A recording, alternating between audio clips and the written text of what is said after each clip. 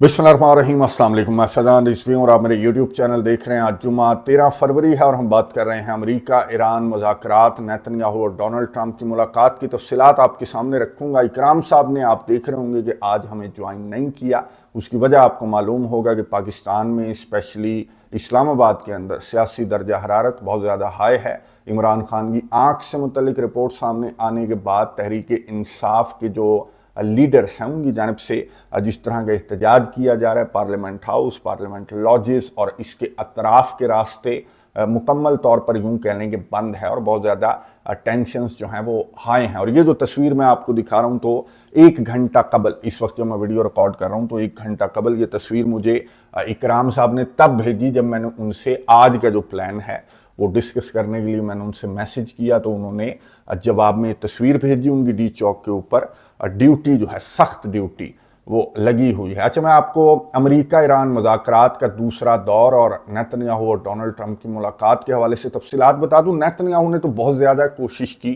Marco Rubio से मुलाकात में, स्टीव विटकॉफ से मुलाकात में, फिर डोनाल्ड ट्रंप से इन कैमरा मुलाकात हुई, कैमरों के सामने नहीं हुई, कोई मीडिया इंटरेक्शन नहीं हुआ, कोई इवन के वीडियो भी व्हाइट हाउस की जानिब से जारी नहीं की गई। और ये चेहरे आप देख रहे होंगे कि मार्को रूबियो और नेतन्याहू की जो मुलाकात है तो काफ़ी टेंस किस्म की मुलाकात ये अपेरेंटली लग रही है, वीडियो से लग रहा है कि काफ़ी टेंस मुलाकात थी। फिर डोनाल्ड ट्रंप की शक्ल देख लें, जब नेतन्याहू ने इससे हाथ मिलाया है, तो ये तस्वीर जारी की गई है व्हाइट हाउस की जानिब से। तो काफ़ी टेंस किस्म की 3 घंटे तवील मीटिंग थी नेतन्याहू और डोनाल्ड ट्रंप की। और नेतन्याहू ने इस मीटिंग के दौरान डोनाल्ड ट्रंप को कायल करने की कोशिश की, जोर लगाया इसने कि जी दूसरा दौर मुलाकात जो है वो ईरान और अमेरिका के दरमियान ना हो, और अगर हो तो फिर इसराइल की कंडीशंस को भी, वो जो फ्रेमवर्क है उसके अंदर शामिल किया जाए। यानी कि सिर्फ न्यूक्लियर साइट्स नहीं बल्कि ईरान के मिसाइल भी, नेतन्याहू ने कहा कि हमारे लिए ख़तरा हैं। फिर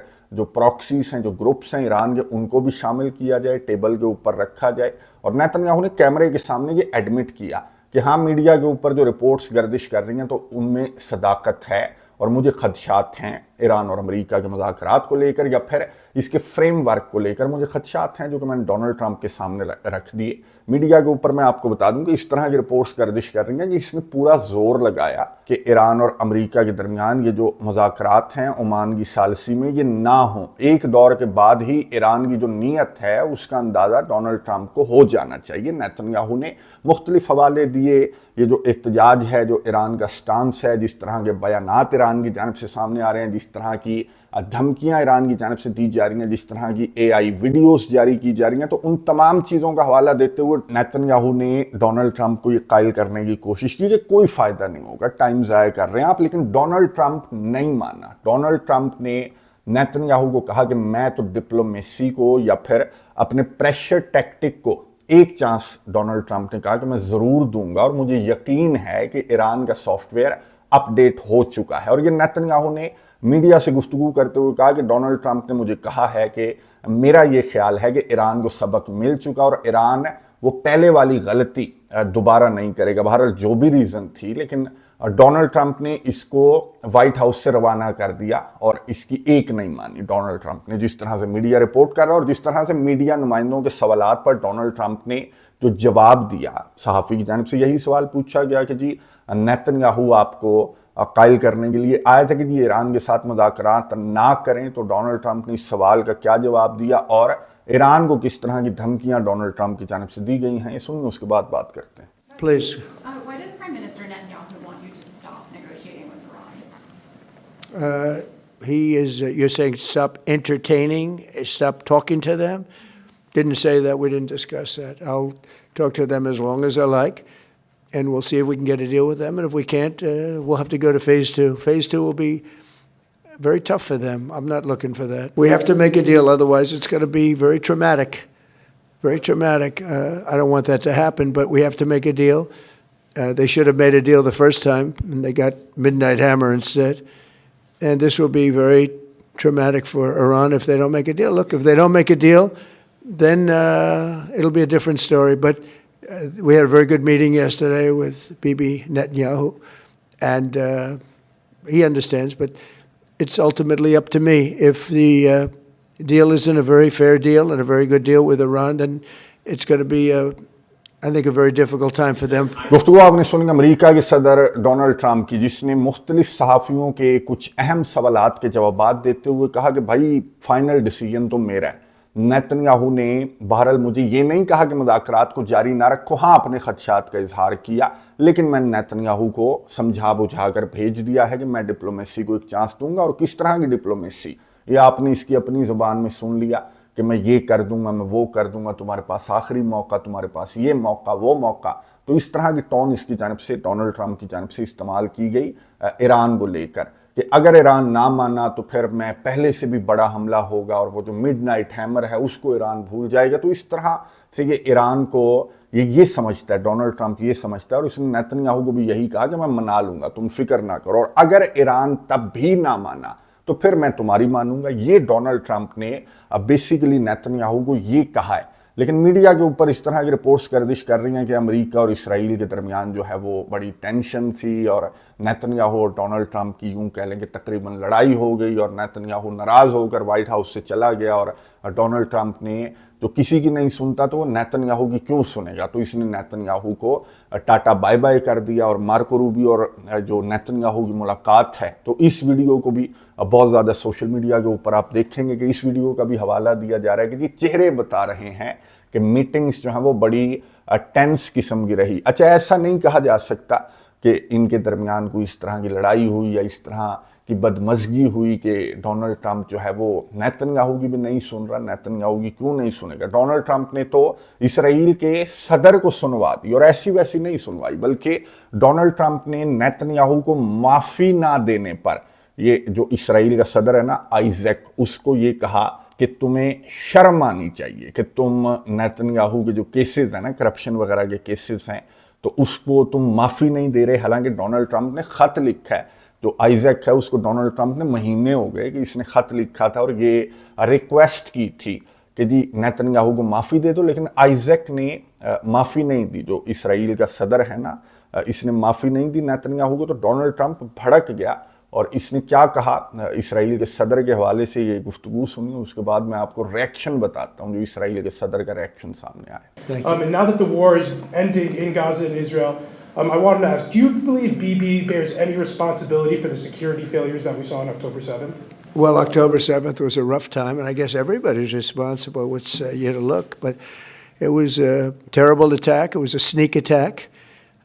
It was as violent as unfortunately, I've seen some of the results at levels that probably even you, good reporter, but probably you haven't seen. It was a horrible thing that took place.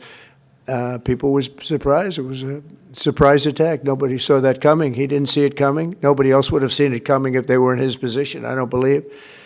But I can tell you he's been a very good wartime prime minister. He's been very strong. We've worked with him very well. We had tremendous success with Iran and everything else we've done. And he really has been. He's been, extraordinary as far as a wartime prime minister. Not easy. And, you have a president that refuses to give him a pardon. I think that man should be ashamed of himself. A pardon over this trial that's going on. The president of Israel, the primary power he's got is the power to give pardons. And he's not, he said he's given it 5 different times, but he doesn't want to do it because I guess he loses his power. I think the people of Israel should really shame him. He's disgraceful for not giving it. He should give it. But Bibi's been a great wartime prime minister, and I've been the best friend to Israel I think that they've ever had. A lot of people say beyond presidents that they've ever had, and we will continue to be. Yes, ma'am. गुफ्तगू आपने सुनी America के सदर Donald Trump की, जिन्होंने सहाफ़ी के 7 अक्टूबर के हमले और उस पर नेतन्याहू के ऊपर जो इल्ज़ाम आयद किया जा रहा है कि जी 7 अक्टूबर का हमला नेतन्याहू की निगलेजेंस था या फिर सिक्योरिटी का फेलियर था या गवर्नमेंट जो नेतन्याहू की गवर्नमेंट था उसका फेलियर था। तो इस सवाल के जवाब में डोनाल्ड ट्रंप ने कहा कि नहीं जी नहीं, नेतन्याहू तो वॉर को लेकर सबसे बेस्ट मैं कहूँगा कि वज़ीर आज़म नेतन्याहू रहा। फिर ये आ गया जो इसकी माफ़ी वाला मामला है, उस पर ये कुछ ज़्यादा ही बोल पड़ा। इसने कहा कि जी शर्म आनी चाहिए और इसराइलियों को अपने सदर के ख़िलाफ़ आवाज़ उठानी चाहिए। इसराइल के, मैं आपको बता दूं कि जो ऑफिस है, प्रेसिडेंट का जो ऑफिस है, उनकी जानिब से एक बयान सामने आया और प्रेसिडेंट के ऑफिस ने कहा कि माफ़ीनामे पर गौर किया जा रहा है। صدر کی جانب سے، اور صدر آج کل آسٹریلیا کے اندر ہیں، واپس آئیں گے تو پھر معافی نامے پر غور کریں گے۔ اگر معافی بنتی ہے تو دی جائے گی، اگر نہیں بنتی تو پھر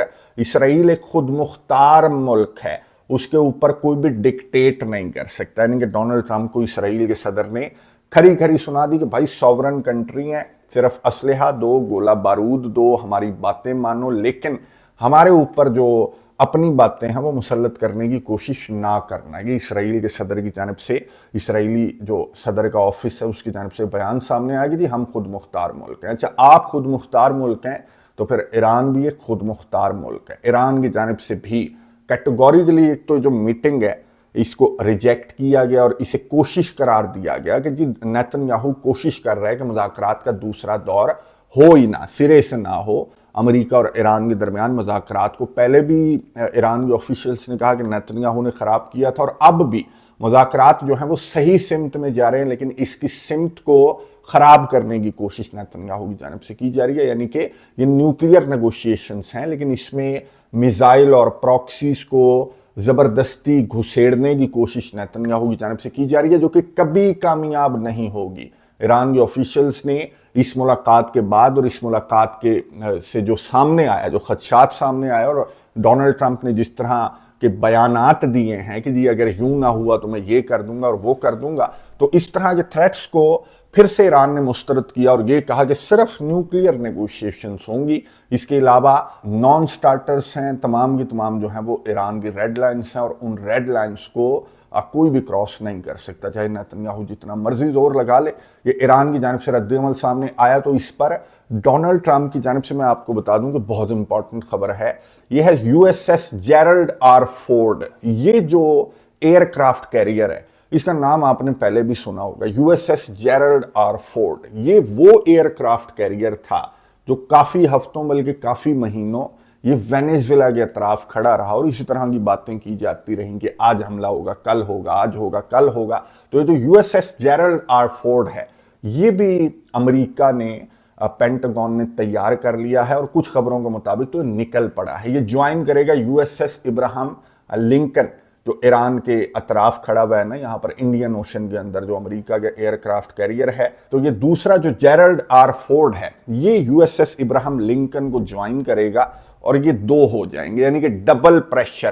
ڈونلڈ ٹرمپ جو ہے وہ اب ایران پر ڈبل پریشر بلڈ کرنے کی کوشش کر رہا ہے کہ ایران کے اوپر جو ہے نا وہ ایک ایئر کرافٹ کیریئر سے کوئی اثر نہیں ہو رہا، تو ہو سکتا ہے کہ دو ایئر کرافٹ کیریئر سے ایران کو مزید پریشرائز کیا جا سکے گا، یا پھر یہ ایران کے جو آئل ٹینکرز ہیں ان کے خلاف آپریشن وغیرہ کا کوئی امریکہ کا منصوبہ ہے تاکہ ایران امریکہ کے جو مطالبات ہیں ان کو مان لے۔ لیکن ابھی تک جس طرح کا رد عمل ایران کی جانب سے سامنے آ رہا ہے، ایران کے سپریم لیڈر، ایران کی جو سپوکس پرسن ہیں، انہوں نے جس طرح کا انٹرویو دیا تو ایران لچک تو نہیں دکھائے گا۔ یہ جو میزائل والا معاملہ ہے، میزائل کی رینج کم کرنے والا معاملہ ہے، یا پھر پراکسیز کے ساتھ جو تعلقات والا معاملہ ہے، اس کو تو ایران خیر ڈینائی کرتا ہے۔ تو ایران لچک نہیں دکھا رہا، بلکہ ایران جو ہے وہ کچھ ہٹ لسٹ دکھا رہا ہے۔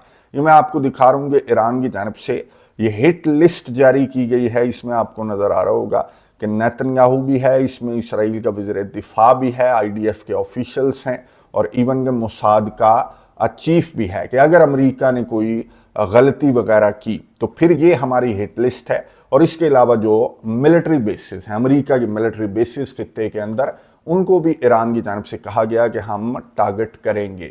اچھا، موٹی موٹی خبریں میں نے آپ کے ساتھ شیئر کر دیں۔ کرام صاحب ہوتے ہیں تو سوال جواب میں کافی زیادہ جو خبریں ہیں وہ شیئر کرنا بہت زیادہ آسان ہو جاتا ہے۔ حالانکہ میں دیکھ رہا ہوں کہ کچھ ویورز کو وہ جو فارمیٹ ہے وہ کچھ خاص پسند نہیں آ رہا، لیکن اس فارمیٹ کے کافی سارے فائدے بھی ہیں کہ اکرام صاحب سے سوال جواب اور گپ شپ میں کافی ساری خبریں بھی شیئر ہو جاتی ہیں، پھر تھوڑا سا انالیسس بھی ہو جاتا ہے، پھر ویڈیو تھوڑی سی طویل بھی ہو جاتی ہے، اس پر بھی میں فیڈ بیک دیکھ رہا ہوں۔ بہرحال یہ میں نے آپ کو امپورٹنٹ خبریں بتا دی کہ ایک تو جو دوسری بیٹھک ہے، جو دوسرا دور ہے ایران اور امریکہ کے مذاکرات کا، وہ ابھی تک اناؤنس نہیں کیا گیا۔ اسٹیو وٹکوف اور جیریڈ کشنر کی مصروفیات وجہ بتائی جا رہی ہیں۔ روس اور یوکرین جنگ کو لے کر بھی یہی ہے، امریکہ کے جو نمائندے ہیں اور مڈل ایسٹ کے اندر یہ بیٹھتے ہیں، اور روس اور یوکرین جنگ کو لے کر کہا جا رہا ہے کہ اتوار اور پیر کو یہ مڈل ایسٹ کے اندر موجود ہوں گے. تو اسی کے آگے پیچھے یوں کہہ لیں کہ اتوار اور پیر کے آگے پیچھے ایران اور امریکہ کے مذاکرات کا دوسرا دور ایکسپیکٹ کرنا چاہیے, اور امریکہ کا جو دوسرا ایئر کرافٹ کیریئر ہے وہ بھی ایکسپیکٹ کرنا چاہیے کہ ایران کے اطراف آ کر کھڑا ہو جائے گا, تاکہ دو مزید نکات کو ان مذاکرات کا اس فریم ورک کا حصہ بنایا جا سکے. ایک تو ایران کے میزائل اور ایران کے جو گروپس ہیں ان کو امریکہ جو ہے وہ ان مذاکرات کا حصہ بنائے گا, ان دو نکات کو, جب دوسرا ایئر کرافٹ کیریئر جو ہے وہ ایران کے اطراف پہنچ جائے گا. لیکن ایران پر کیا اثر ہوگا, ایران کیا پریشر لے گا یا پھر لچک دکھائے گا ان دو نکات پر جن کو امریکہ شامل کرنا چاہ رہا ہے فریم ورک کے اندر دوسرا ایئر کرافٹ دیکھتے ہوئے, یا پھر یہ دوسری جنگ کی جانب, یہ معاملہ جو ہے وہ ایران اور امریکہ اور اسرائیل کے درمیان دوسری جنگ کی جانب جائے گا. میں نظر رکھوں گا, آپ کو اپڈیٹس دوں گا. کامنٹس باکس میں اپنی رائے کا اظہار ضرور کیجیے گا. اگلی ویڈیو تک کے لیے اجازت دیجیے. اللہ حافظ.